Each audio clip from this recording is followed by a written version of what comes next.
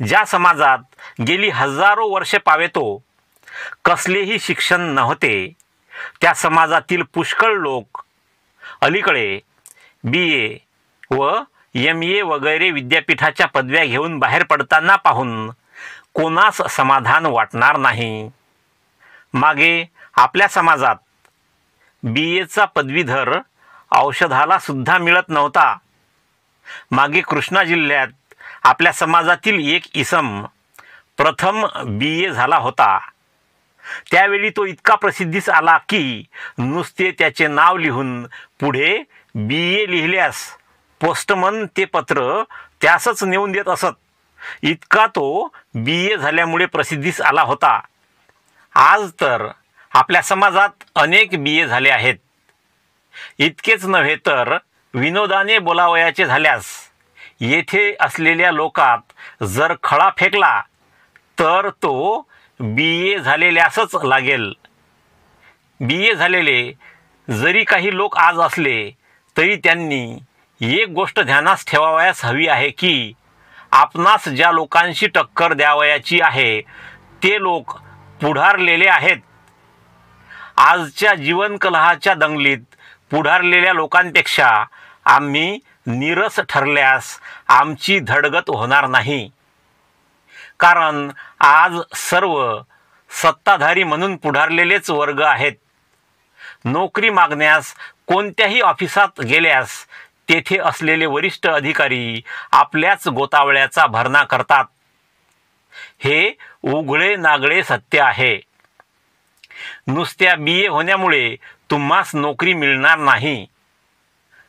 पुढारलेल्या जातींच्या लोकांशी स्पर्धा करून तेथे बुद्धीचा प्रभाव पाडल्याशिवाय नुसत्या शिक्षणाचे चीज होणार नाही.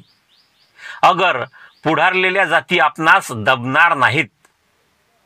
उलट आज शेकडो वर्षे जसे आपणास व आपल्या बापजाद्यांना त्यांनी दाबले तसेच ते तुम्हास दाबल्याशिवाय राहणार नाहीत.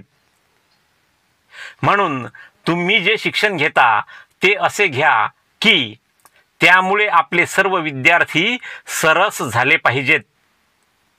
अडाणी आईबापांच्या पोटी जन्म घेऊन जर BA झालात तर त्याबद्दल दुराभिमान बाळगू नका.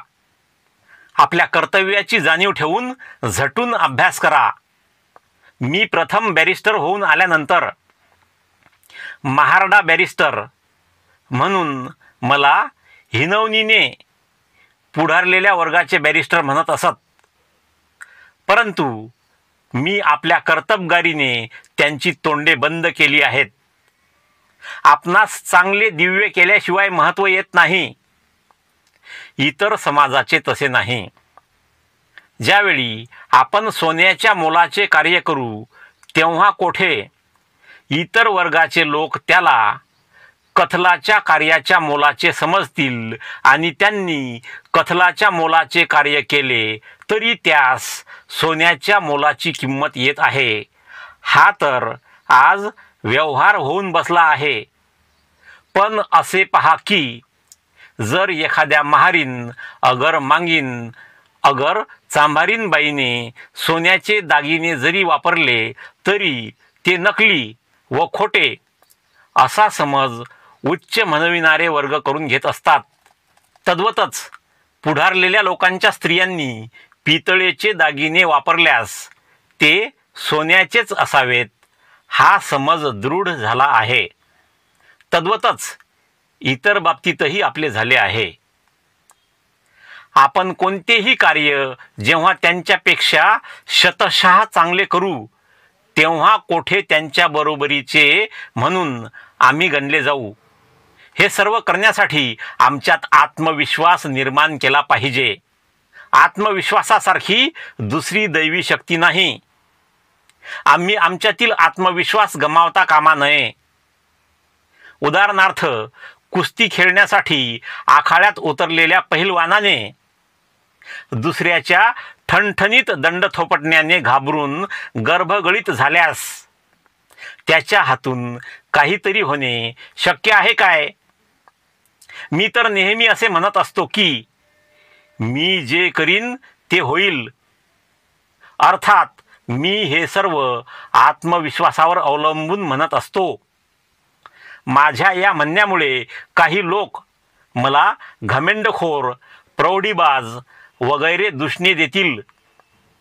परंतु ही प्रौढी अगर घमेंड नसून आत्मविश्वासामुळेच मी हे म्हणू शकतो.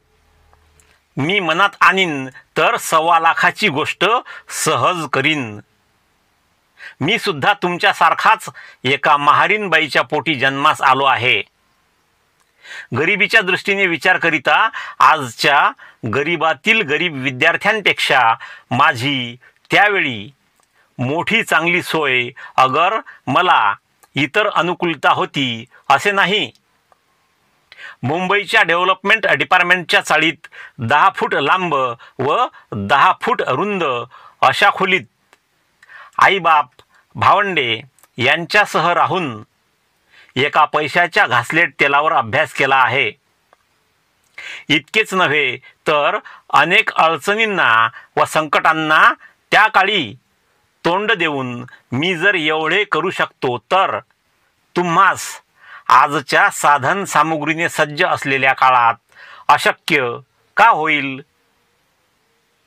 कोणताही मनुष्य सतत दीर्घोद्योगानेच पराक्रमी व बुद्धिमान होऊ शकतो. कोणीही मनुष्य उपजत बुद्धिमान अगर पराक्रमी निपजू शकत नाही.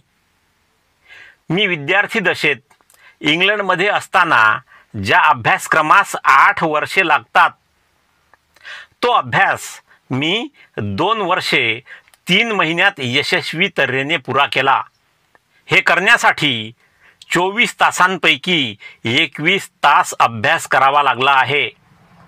जरी माझी आज 40 उलटून गेली असली तरी मी 24 तासांपैकी सारखा 18 तास खुर्चीवर बसून काम करीत असतो. अलीकडच्या तरुणाला तर अर्धा तास तो सारखा बसला की चिमट्याच्या चिमट्या तपकीर नाकात कोंबावी लागते. नाहीतर सिगरेट्स ओढीत हातपाय ताणून काही काळ पेंगल्याशिवाय उत्साह येत नाही. मला या वयात सुद्धा यांपैकी कशाचीही गरज भासत नाही. दीर्घोद्योग व कष्ट करण्यानेच यशप्राप्ती होते. नुसत्या पदव्या मिळविण्याने काही होणार नाही. कारण पदव्या म्हणजे ज्ञान नसून शिक्षकाच्या मदतीशिवाय ज्ञानार्जन करण्यास जमविलेली साधन सामुग्री होय.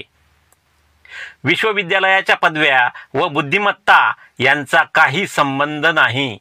आपणास विनंती आहे की जोशाबा या चॅनलच्या माध्यमातून आपल्या महापुरुषांच्या विचारांचा तसेच बौद्ध धम्माचा प्रचार आणि प्रसार व्हावा असे आपल्याला वाटत असल्यास कृपया ज्यांनी अद्याप सबस्क्राईब केले नसेल त्यांनी लगेच सबस्क्राईब करून बेल आयकॉनला ऑलवर सेट करा.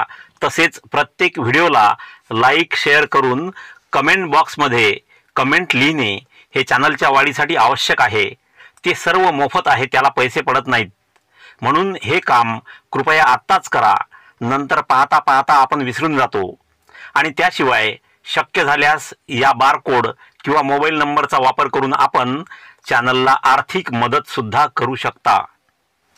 भेटूया पुढील व्हिडिओमध्ये आणि तोपर्यंत जय भीम, जय भारत.